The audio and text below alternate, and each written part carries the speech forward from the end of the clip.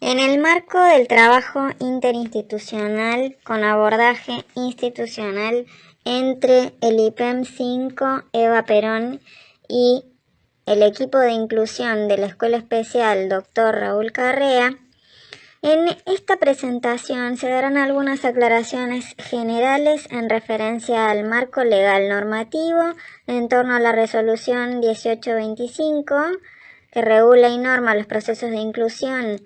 en referencia a los estudiantes que así presenten necesidades educativas derivadas de la discapacidad. En torno a ello, se abren diversas líneas de trabajo, coordinación de acciones que tienen que ver con la detección de estas necesidades, la realización de la documentación y registro de estos procesos en torno al informe pedagógico, las mismas adecuaciones curriculares, y en torno a todo este proceso y trabajo conjunto en un entorno de colaboración y en un marco de corresponsabilidad, vamos a empezar a hablar de determinados conceptos tales como necesidades educativas especiales entendidas por aquellos estudiantes que requieren un periodo de escolarización con una cantidad de apoyos y atenciones específicas en el proceso educativo por presentar alguna cuestión relacionada a la discapacidad física, psíquica o sensorial o algún trastorno grave de conducta que le genere una situación social o cultural desfavorable. En cuanto a las capacidades, se refiere a la integración de conocimientos y acciones, no implica una simple aplicación de habilidades específicas, sino una combinación de diversas capacidades en estructuras adaptadas a las contingencias de una situación. Este concepto se toma del diseño curricular de la provincia de Córdoba, año 1998. Las capacidades básicas se relacionan a los principios de aprendizaje y de disciplinas, cuyas áreas son de gran importancia en el nivel secundario. Las adecuaciones curriculares se refieren a aquellas modificaciones realizadas a partir del currículo como necesarias para encauzar y favorecer y facilitar los aprendizajes de los estudiantes con alguna necesidad educativa especial que comprenda este tipo de ajustes poco significativos hasta modificaciones muy significativas, desde adecuaciones transitorias hasta cambios casi permanentes. Por lo tanto, se pueden identificar adecuaciones de acceso, ajustes razonables, como refiere la resolución 1825. En cuanto a las adecuaciones de acceso, consisten en las modificaciones que se refieren al espacio, materiales, recursos y comunicación a fin de facilitar que algunos alumnos o todos los alumnos con necesidades educativas puedan incorporarse al desarrollo del currículum o, según el caso, a un currículum adaptado, adecuado, en referencia a mobiliarios específicos, equipamientos, recursos materiales, condiciones de acceso, sonorización y luminosidad.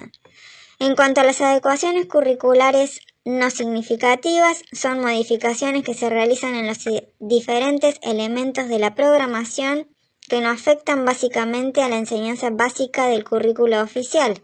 remiten a la cantidad y al cambio en la organización de las actividades y contenidos. Son en realidad acciones comúnmente practicadas por los docentes a lo largo de su desempeño habitual. Las adecuaciones curriculares significativas son aquellas modificaciones que se realizan en torno a objetivos, contenidos, metodología, evaluación, entendida como un proceso, que se va manteniendo para estos alumnos en razón de la vigencia de los fines educativos a fin de evitar la deserción escolar y garantizar la permanencia en el sistema educativo. Las estrategias utilizadas para cada elemento de la programación curricular consisten en la priorización, secuenciación, introducción, eliminación, que se constituyen como criterios básicos de toda adecuación curricular significativa. Es importante conocer que este proceso requiere una creatividad, construcción, análisis de un equipo de trabajo, tanto de gestión, de docentes de apoyo, así como de docentes de las asignaturas, para poder arribar a una descripción de la producción pedagógica del estudiante, para luego dar cuenta del nivel diagnóstico en el que el estudiante está transitando de cara a la adquisición de los conocimientos en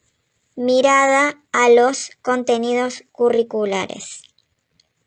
Es así que el primer documento formal que se redacta es el informe de capacidades, en donde se elabora justamente para dar cuenta de los aprendizajes adquiridos de este nivel pedagógico en el que se encuentra el estudiante en relación a los progresos obtenidos en su trayectoria escolar, y también, luego de un tiempo, teniendo en cuenta la aplicación, la práctica de las adecuaciones curriculares realizadas, sea cuales fueren las mismas. Este proceso de registro está dirigido, justamente pensado para estos estudiantes con necesidades curriculares pensadas y diseñadas para ellos, además de conformar el legajo único según resolución 311, en donde este informe va a formar parte de esta documentación legal que el Ministerio está exigiendo de manera permanente para conformar la parte legal y documental de la trayectoria escolar de los estudiantes. ¿Quién lo elabora? Lo elaboran los docentes, justamente en acompañamiento de su equipo de gestión. ¿Cómo se elabora? Teniendo en cuenta los ítems ya presentados: síntesis de trayectoria escolar, capacidades en lo personal social, en las disciplinas, áreas curriculares, teniendo en cuenta contenidos conceptuales, procedimentales, explicitando adaptaciones curriculares implementadas, secuenciación, temporalización, introducción de objetivos, contenidos, metodologías y criterios de evaluación. Es así que a partir de ello vamos mirando cómo es este estudiante que puede llegar a tener una escritura descuidada, desorganizada, una inconsistencia gramatical, alguna dificultad para planificar, alguna tendencia a confundir las instrucciones verbales, alguna dificultad para el aprendizaje en cuanto a lo gráfico, a lo comprensivo. Hay que mirar también la autoestima, observar su conducta, hacer una mirada a la comprensión lectora, qué tipo de conducta presenta, si es una conducta más pasiva, más disruptiva, e ir mirando cuáles son las necesidades educativas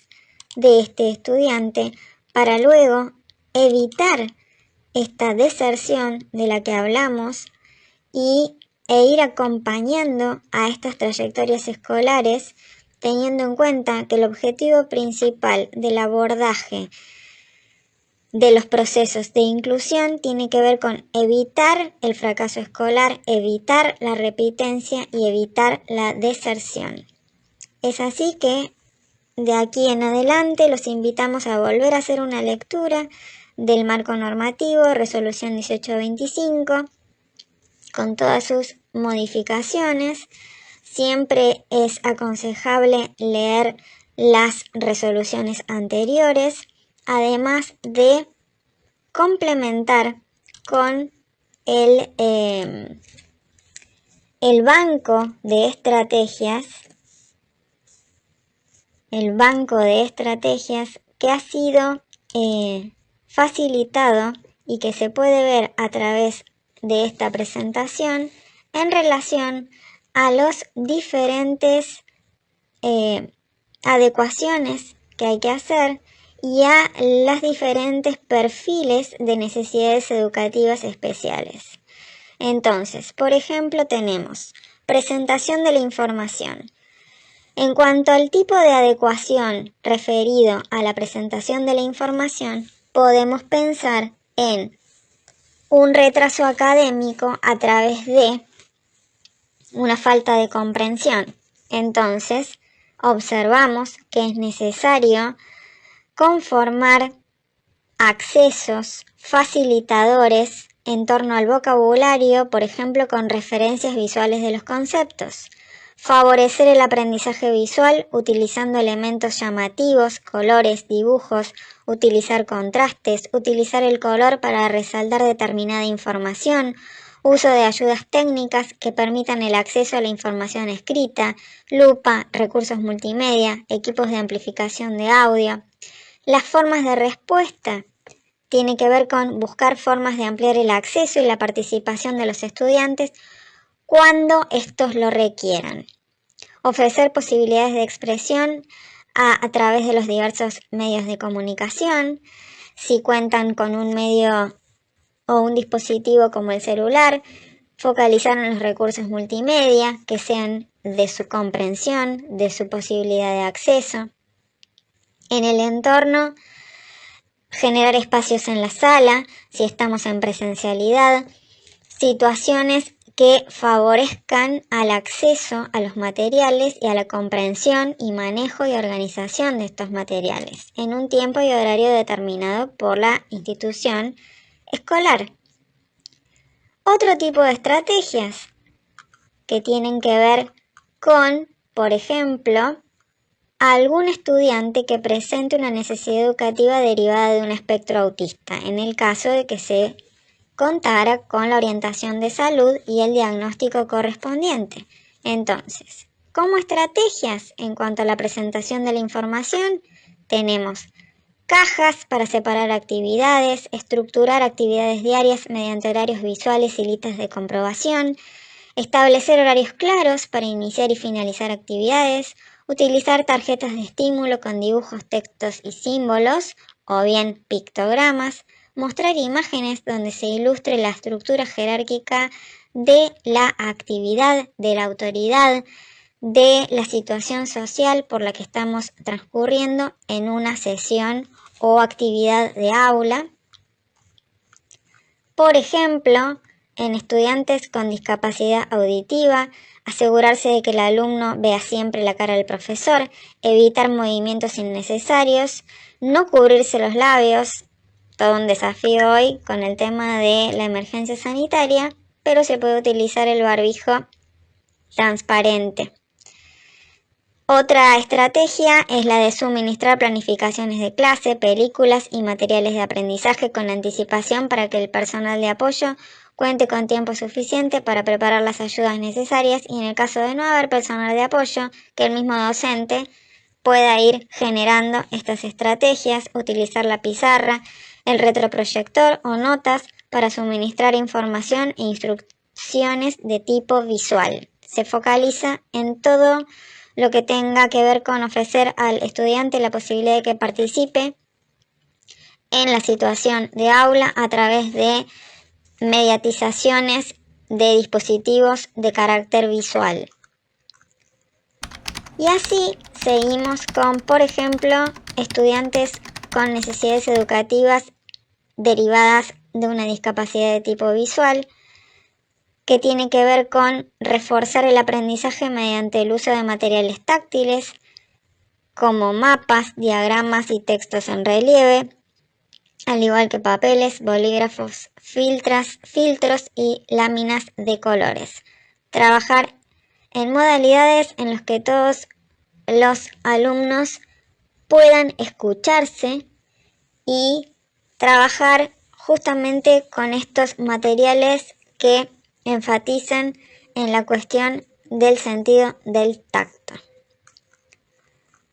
Y así tenemos, por ejemplo, alumnos con trastorno por déficit de atención con o sin hiperactividad. En cuanto a las estrategias sugeridas, tienen que ver con utilizar señales ya previamente comprendidas entre todos y que sean de uso común.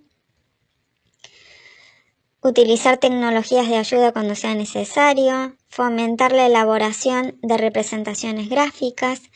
mirar de frente al estudiante cuando se le dé la información, llamar a los estudiantes por su nombre para verificar que estén prestando atención, ofrecer una explicación, descripción general, puntual, acotada, hacer hincapié en las palabras clave, de modo que las explicaciones y descripciones de las consignas sean a una variable acotadas. A una variable significa a un concepto. Realizar de a una actividad por vez, con consignas cortas. En cuanto a dificultades del lenguaje y la comunicación, emplear frases que todo el mundo preste atención a ellas, mirar de frente al estudiante, hacer hincapié en palabras clave, utilizar conversaciones de tiras cómicas, viñetas, representaciones visuales de comunicación interpersonal que refieran a experiencias personales que fomenten y favorezcan el aprendizaje significativo. Ofrecer una descripción general y particular de la consigna a trabajar. Y así vamos a ir conformando un equipo de trabajo que nos permita colaborar, garantizar el derecho a la educación de estos estudiantes que presenten necesidades educativas que requieran de un apoyo extra para favorecer los aprendizajes.